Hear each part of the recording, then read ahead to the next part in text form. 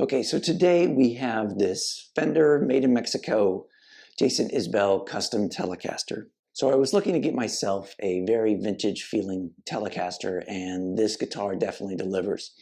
I bought this new, and I figured let's take some time, we'll go through the guitar, talk about all the ins and outs of how it came out of the box and some of the features and things like that. And then later we'll plug it in and we'll check out how it sounds. So the first thing I'll say is this guitar did not necessarily come out of the box in a very playable state. And as I go through it, I'll talk about all the things I had to do to it to get it kind of set up to play. This guitar, judging by the serial number, was built around May of 23. And then according to the sticker on the box, it looks like maybe it got shipped to the store in December of 23. And then I bought this here in May of 24. So this guitar has probably been sitting around, with Fender for about 6 months, in the store for about 6 months. So, I think just kind of environmental changes, skewed it a little bit, and I had to bring it back a little bit. But we'll talk about each of those things in a second. So let's kind of start from this end of the guitar and we'll move down. So the tuners are, the vintage kind of tuners, they're non-locking. They're the kind of tuners that you stick the string in the top and then wind them around. I have to say, I like these kind of tuners. The first time I had these was on my Eric Johnson Stratocaster. If it's not locking tuners, I prefer these. Next, you've got the truss rod adjustment here. I was happy to see, I was worried that this guitar, being kind of vintage spec, would do the truss rod adjustment on the base of the neck here, where you got to take the neck off to adjust it. I hate that. I think it's really dumb. And I was glad to see that they had the truss rod adjustment up here. And I did have to adjust the truss rod quite a bit when this came out of the box. It had a lot of relief on it. I think maybe, again, as I sat in the box, environmental changes, the neck moved quite a bit. And I really had to straighten it quite a bit. It took several kind of go-rounds with the truss rod to get that adjusted. The nut is cut really well. This is one of the best cut nuts I've had on an import Fender. Maybe the low E string could be a little bit lower, but overall it's really good. The neck, and I guess this is where we should start talking about. This is a nitro finish, and it's somewhat pseudo-relict. They don't call it relicking. It's kind of a faux relicking, so to speak. So the neck has a little bit of kind of, the nitro is worn off, but it's not very heavy. I had a road-worn Ventera Strat that had a lot more finish removed from the neck. This one just has a little bit of thinness to the lacquer on the back of the neck. And the neck shape overall is just kind of a nice, comfortable medium C. So it's not super beefy. I would say it's almost on the thin side. So if you're looking for a beefy neck, this is not necessarily your cup of tea. The fretboard is rosewood. The frets are the tall, narrow frets. And I will say that's another thing I had to do out of the box. The frets were in dire need of polishing, and the fretboard needed to be clean and oiled. So that's one of the first things I did, was to kind of polish up the frets and to clean the fretboard. So again, if you're not comfortable doing those kinds of things, I would give an expectation that you might need to take the guitar to a luthier, or at least a setup guy, and have them adjust the truss rod, polish the frets, clean the fretboard, that kind of thing. I will say the guitar has a little bit of fret sprout. Again, I think the neck has dried out a little bit over time, and so that's something I'm going to need to address. There's even one fret up here, it's the 11th fret, where I think as the neck is dried, it's almost pushed the fret out a little bit, so I'm getting a little bit of fret buzz on the high E string because that 11th fret is a little bit high, just on that high E part of the fretboard. So again, something that I'm going to need to address as I go forward. Tuning stability has been pretty good. I did have to adjust the string tree a little bit. It was clamped down all the way, and so the angle that it was pushing the strings at really wasn't working very well. So I let it kind of float up a little bit, and that made it better. So let's move on to the body. So this is a 3-piece alder body, like I said before, with a nitro finish. And you've got this kind of faux relicking. So some of the relicking, I wouldn't say it's faux. There's dings and dents and things like that, which is fine. This up here is really just where they didn't take the finish all the way to the edge. It's not really worn off. There's a coating on top of kind of the clear part of the body. So it doesn't feel like it's been worn. It just has a visual aspect of that. Same kind of here and here. It's just they didn't put as much finish on, but they did kind of put the clear coat on top of it, so it feels the same. So keep that in mind. You know, this kind of faux relicing, it can look cool, but generally it's not the same as like a true relicing. The controls are your basic Tele controls. You got volume, you got tone, three-way switch. You've got your standard Tele bridge with the 3 saddles. I will say I was a little concerned with this kind of bridge that I might need to replace the saddles to get it to intonate better.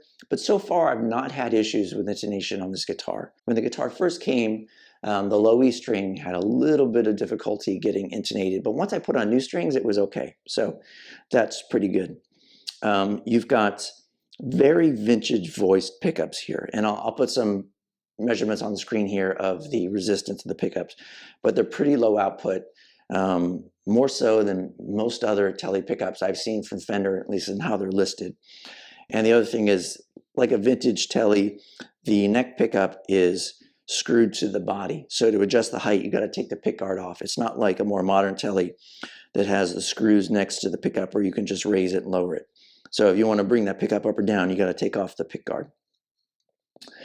Overall, the weight is good. I'd say this guitar is around 7.5 pounds. So, you know, for me, anytime I can get an import Fender with less than 8 pounds on it, I call that a win. So I'm liking that.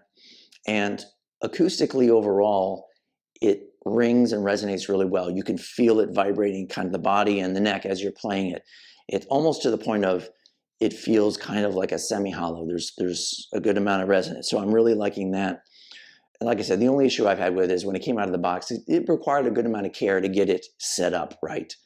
And there's still a little bit of work to do. But overall, I'm kind of very happy with how the guitar plays. Honestly, when I got it, it felt like a guitar that had been in someone's closet for a long time. So it kind of went with the vibe of the kind of the relicing of things. It felt like an old guitar that kind of you needed to bring back to life.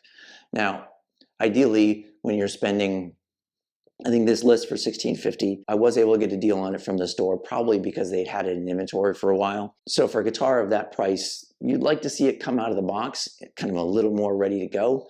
But like I said, it wasn't a lot of work if you're comfortable doing these basic things. But if you're not, keep in mind, you may need to do some of this stuff. It could just be the guitar I got, but I do know when I saw a mixed video on that pedal show where he got this same guitar and he got it straight from Anderson's. As soon as it came in Anderson's and went to him, he had to polish up the frets on that guitar as well. So I think maybe it's something you should expect to do if you buy one of these guitars. But let's go ahead and plug it in and hear how it sounds. Okay, so for this demo, I'm using my Neural DSP Quad Cortex. I've got a preset set up that's using a Mesa Boogie Lone Star with a few pedals in front of it. So we'll try a few different gain levels, some edge breakup stuff. I also have a physical pedal in front of the device that's a Mesa Clio. It's kind of a low gain boost pedal. We may use that for some boost. These pickups being so low output, I find the boost works really well. So we'll hear that as well.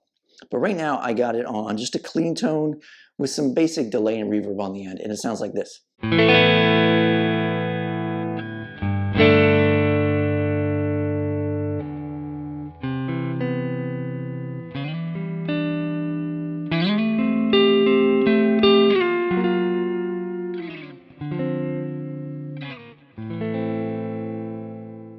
So as you can hear, kind of a nice low output, not super warm, very kind of clear high end. But if we go to the bridge pickup, you kind of get that Tele poke.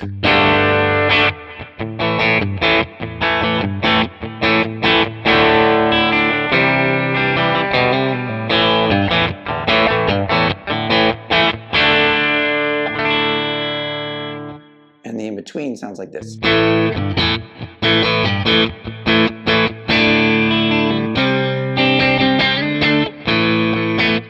So, like I said, very kind of low output, vintage Tele kind of tone. So if you're looking for a very kind of Telecaster-ish Tele, I think this is it, if that makes any sense. This is definitely aimed at somebody who wants a Telecaster that sounds like a Telecaster. You know, and it's very vintage spec in terms of you've got the vintage kind of pickups, you've got the 7 1/4 radius neck. It feels very kind of, it's not a high performance machine. This is kind of a more vintage spec style guitar. If we add a little gain into this, you can even hear that more.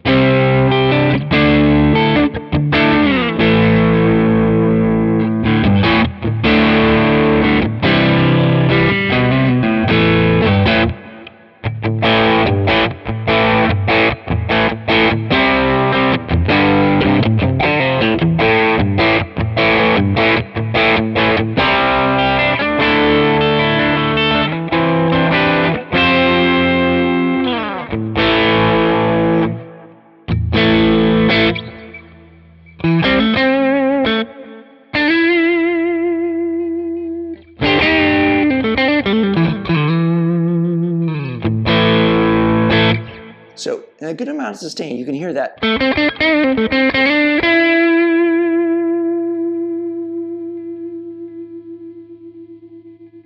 And that's the middle position. I mean, it's the lowest output. So this guitar really kind of sings and sustains, which I like a lot. So the one thing we can do, if we go back to the clean tone, I'm going to add in the Mesa Clio as a boost on the front. And I really like this. These pickups being so low output do really well if you have kind of a clean boost in front of it, just to push the amp a little bit more.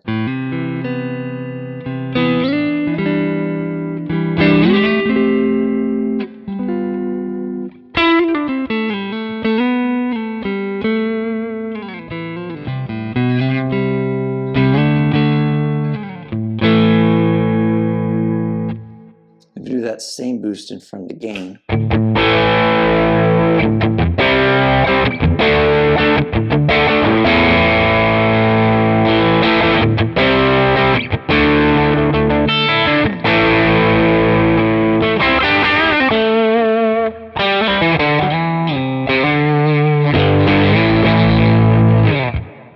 Still very Tele-ish, but it starts to kind of come to life a little bit with that boost. We can go with even more gain here and add in an extra gain stage.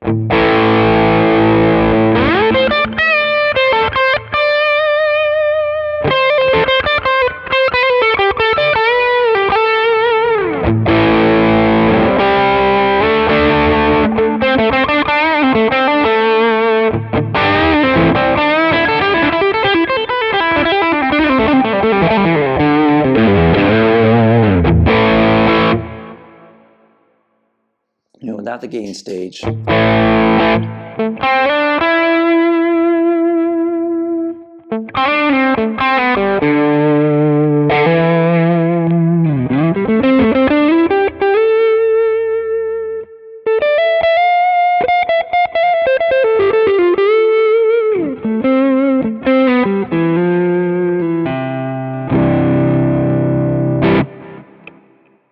So overall, I think if you're looking for that kind of vintage vibe and you want, frankly, a quality instrument that maybe you need to put a little work into, a little bit of love into to get it kind of to its full potential, I think this fits the bill.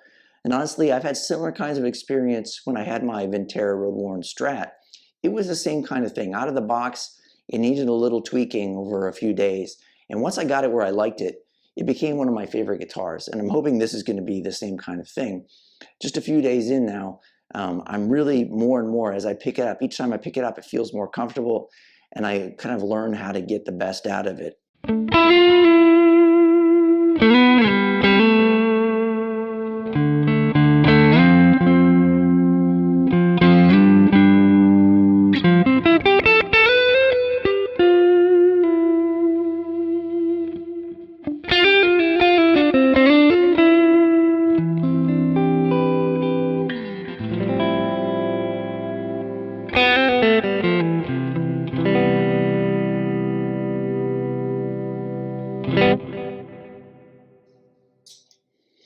So if you're looking for something like this and you're comfortable kind of putting in the work, I think in the end you can have a really good instrument. You know, for now I'm going to stick with the stock pickups. I think they sound good. They're kind of what I was looking for, that kind of very Tele-ish kind of tone. In the future, I may look to swap these out and think about something else, just to try out some different pickups. But I think that's a nice thing about a guitar like this, is that you can do some upgrades to it, and it's just going to keep getting better and better. I think it's a good foundation if you want a nice kind of vintage kind of vibe Tele, and then you can add some upgrades to it if you want and make it even better along the way. So I'm really happy with it. I think if you're looking for this kind of thing, I think even though it's a pretty expensive guitar for a made in Mexico, I think you're getting a lot of features that you can build on. And I found the Ventera Roadborne the same kind of thing. It had the nitro finish, it had a nice kind of vibe to it, and then I could add in some upgrades to it and get a really nice guitar in the end for not as much money as you would pay for a made in the USA or a custom shop or something like that. So I hope you found this helpful, and thanks for watching.